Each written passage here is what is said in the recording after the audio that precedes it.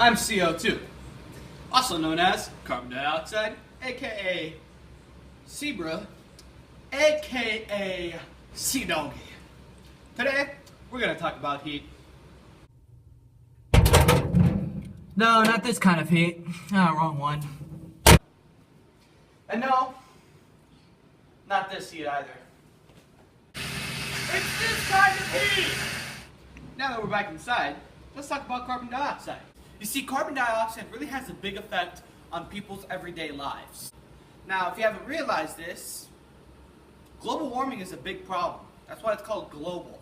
It's an international problem that we have to face every single day, and we have yet to come to a realization on how to fix global warming. And it's because of me. The greenhouse effect is what causes global warming. You see, gases like CO2 are released into the atmosphere, but they don't come down, causing the greenhouse effect. So think of the atmosphere like a cube, and all you're doing is blowing air into this cube, but the air isn't coming out. The atmosphere is like a container for all of these gases on our planet. That's why global warming is such a bad problem. Since gases can't escape our atmosphere, all it does is just cycle through it. So, the next time you pass gas, think of the children. See, gases like me help these guys make oxygen, and humans breathe oxygen.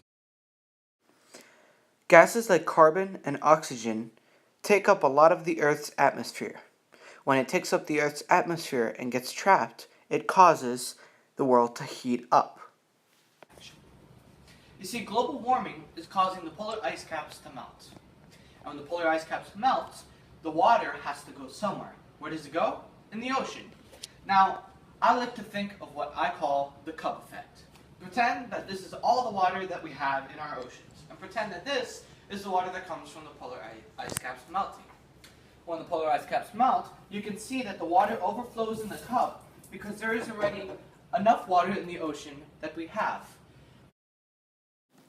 There have been many animals that have been affected by global warming. Two of these animals are the polar bear and the seal. If you haven't realized this, lately on the news there's been stories of seals migrating to Alaska because they have no other home to go to.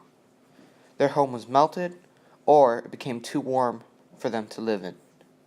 The polar bear is also greatly affected by global warming.